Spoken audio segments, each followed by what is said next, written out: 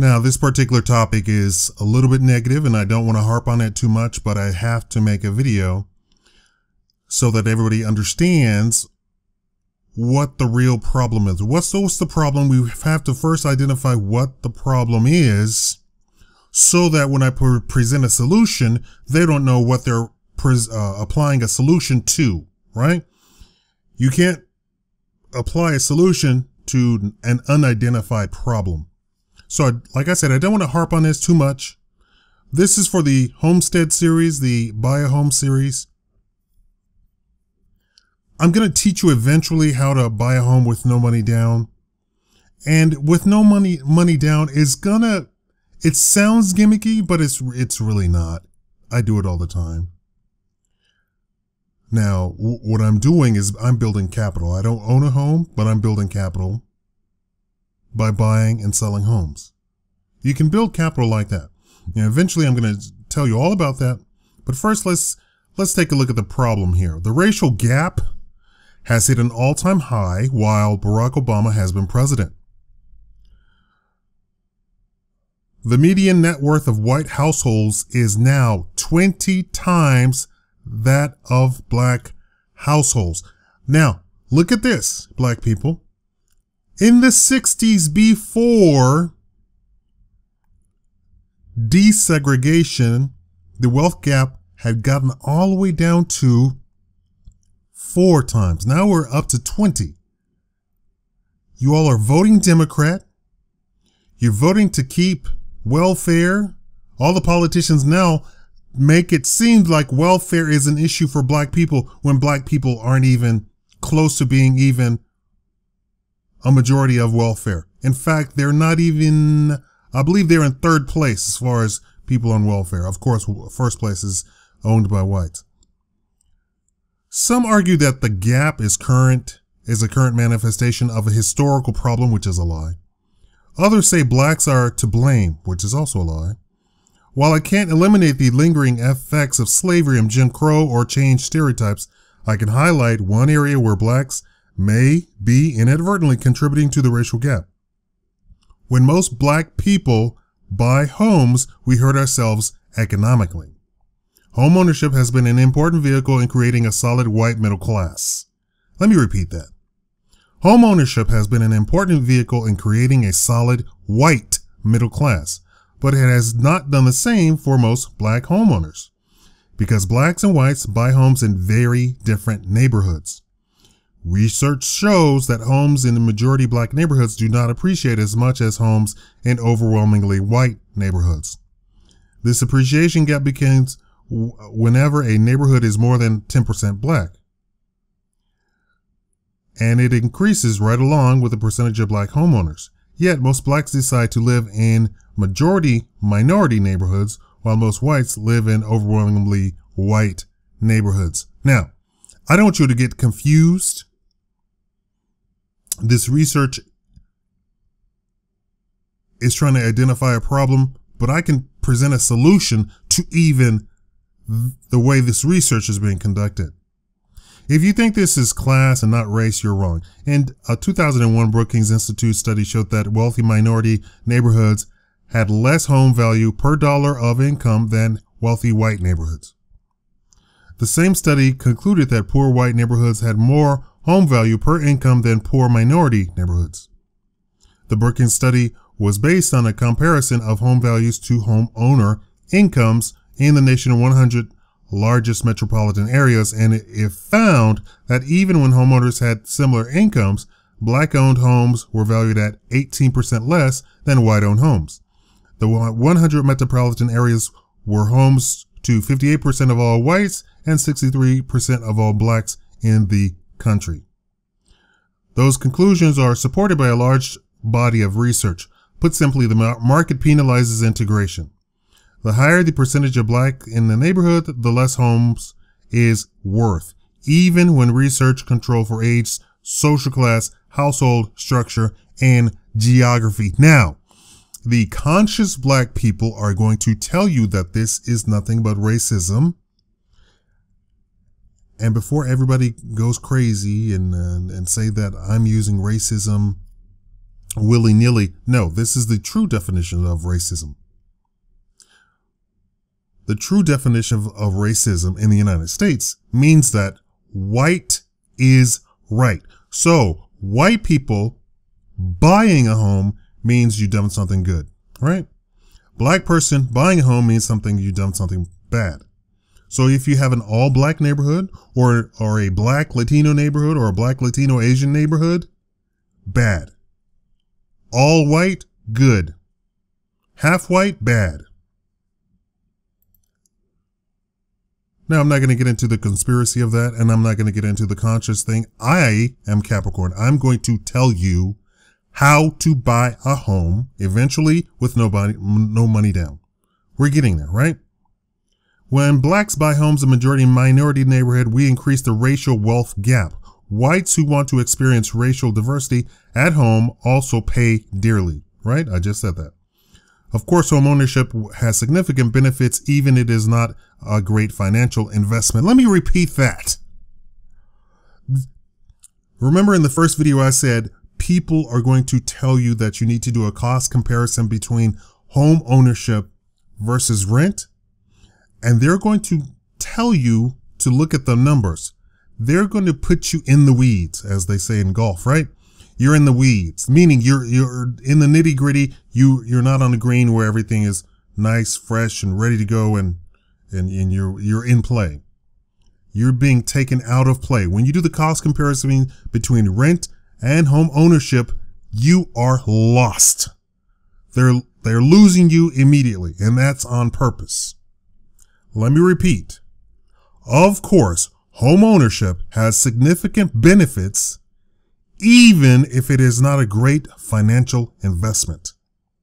There's some fringe benefits that are not readily apparent on the spreadsheet when you say how much is rent versus how much is a mortgage. Or I'm going to show you how to buy a home in full, which is what I intend to do later on. Homeowners generally experience lower crime rates, better school, and better municipal services. Also, not all black homeowners increase the racial wealth gap when they buy homes. Blacks who live in overwhelmingly white neighborhoods win as long as they remain a very small part of the community. And I don't think that's a terrible thing to say. I'm going to show you how to decrease even this. There is absolutely nothing wrong with black people owning homes. There's absolutely nothing with blacks owning a home in a 100% black neighborhood.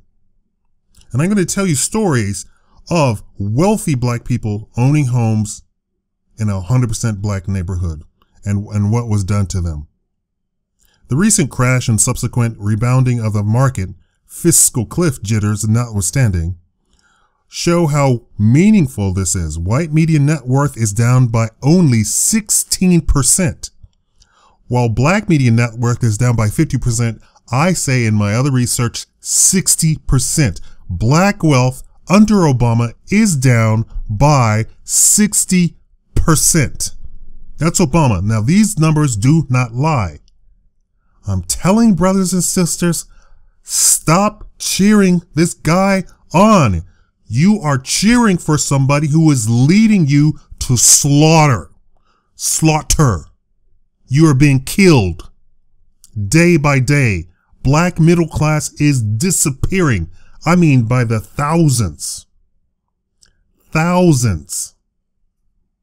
This is because the stock market has significantly rebounded and compensated for whites' losses in home equity, but blacks without comparable stock investments have not benefits. I already did in one of my other videos talking about the net worth of whites versus the net worth of blacks. Have been shown that whites have significant investments where blacks do not. It's as if blacks are not really a part of the country. You know, at first, to be able to vote, you had to be invested. You have to be a landowner. You had to be invested in the country, and you had to be a man, right? And now the feminists are saying, women couldn't vote. No, that's not true. Actually, ownership white men could vote. Non-ownership, white men could not vote. So they're lying. They're completely lying through their teeth.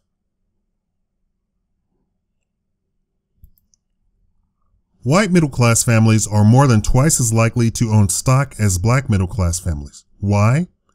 Blacks' wages tend to be lower, so we have less disposable income. But even when studies control for income, they find that blacks are less likely to invest in stock market. The reasons are complex. Blacks in the middle class are often called on by family members for financial assistance. This is all in this study that I reported on. Leaving less income for investment. A lot of black families, a majority of black families, when they get money, relatives call upon them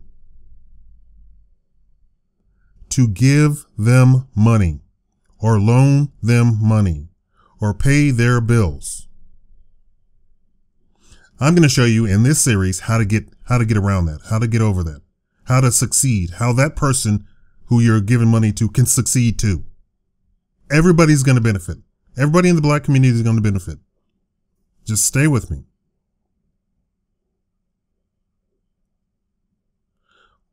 We are less likely to have grown up in homes where investing in stocks market was commonplace.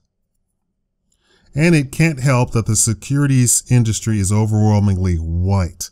And I'm trying to get into the securities industry. Recent data show that fewer than 6% of Wall Street professionals are black. Now, there's only 14% of us. So 6% is not terrible. Not terrible. To be sure, investing in stock market is a risky endeavor even when you know what you're doing. However, the rewards are great. Investing in stocks not only builds wealth by paying dividends, but all income from stocks is taxed at a much lower rate than income from wages, 15% versus 35%. This problem is not eliminated as black incomes rise. Let me go over that for a second. People say, but why would you charge me interest or why would you charge me taxes on money that I got from work that was already taxed? Well, your money is going to gain interest. Money generates money, right? Money is never set unless you are one of those idiots who put your money in cash in a mason jar and bury it in the backyard. That reminds you of the Bible study, right? And I already did a video specifically on that. If we talk about income, and I already told you about having multiple streams of income, multiple streams, right? How big is a river with only one stream coming into it? You know, it goes from a stream to a river as it goes closer to the equator, right? That's how a river is really formed. So the source could be tiny. So if the source is tiny, when it gets down to the close to the equator and leaves land, it's still going to be tiny, right? But if you have multiple streams contributing to a river, that river is going to be large, right? And that's how you see the Mississippi, right? How big is that river? Because it has multiple streams. Think of yourself like that. So when we say income, if you only get your income from a job, and that's the only source of money coming into you, you're going to have a very bad time. First of all, and we just saw this, 2008, right?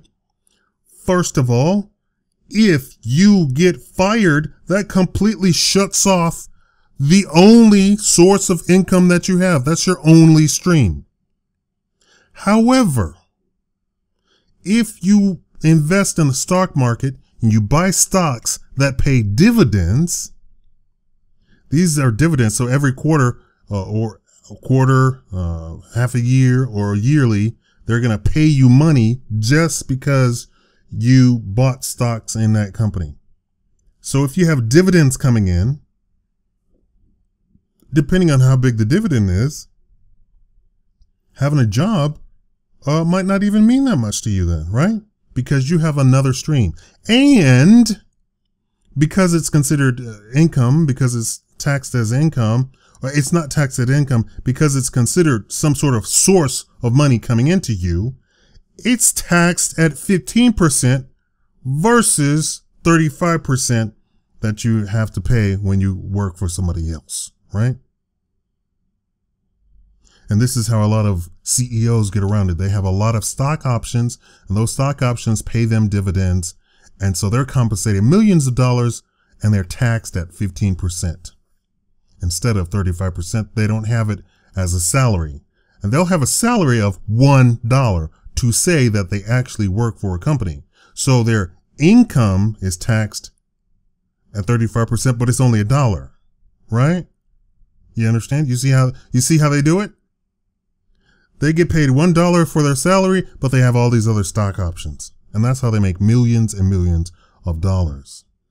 And that's how they get away with paying very little on taxes. So you need to understand the game and get in on the game as well. To be sure, investing in the stock market is a risky endeavor, even when you know what you're doing. However, the rewards are great. Investing in stocks not only builds wealth by paying dividends, but all income from stocks is taxed at a much lower rate than income from wages, 15% versus 35%. This problem is not eliminated as black income rises. We can end this discussion where we began with President Obama. For the years the Obama's income was over $1 million, their tax rate was 10 percentage points higher than that of their white peers, who get at least a quarter of their income from stocks. The Obamas got less than 1% of their income from stocks. Those who would argue that President Obama avoided investing in the stock market because he knew he would run for president someday ignore the reality of the many other presidential candidates with capital gains and or dividend income. Higher income alone will not cure the racial wealth gap. Hopefully someday homeowners, black and white, won't be penalized for wanting diversity at home. In the meantime, in order for blacks to have more wealth at home, we need to start investing outside of it. So that's the problem, the wealth gap. And the sub-problem to that is multiple streams of income. Investing your money. So what I was trying to get at is, if on your spreadsheet, I'm not talking about the IRS, on your spreadsheet, as a word by definition, the word income is on the top of your spreadsheet, and the only thing you have down is job, right? The government, U.S. government, is going to take away 35% of that. However, if on your statement you have income, money coming in, right? And you have job, then you have stocks, dividends, then you have gold appreciation, then you have silver appreciation. And that means that you have bought gold, you've bought silver, and it has gone up by so much that if you were to sell it at that time, you would get that much money. Black people only have the first income statement, right?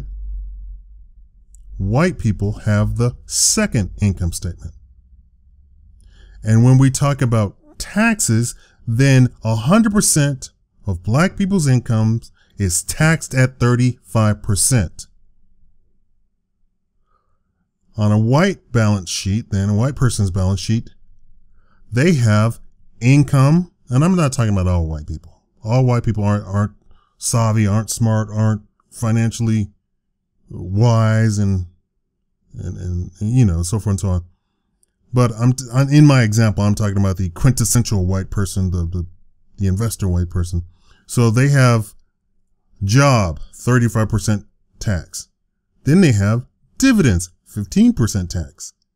So their bottom line, although they have they start out with the same amount of money, right? They could have the same exact job. On the second balance sheet, they're going to end up with more money, right? We're talking about a wealth gap. They're going to end up with more money on the bottom line. Mainly because the government is not taking 100% of their income and taxing it at 35%. All right, this concludes the problem video. So thank you for watching the Shigama Live Show.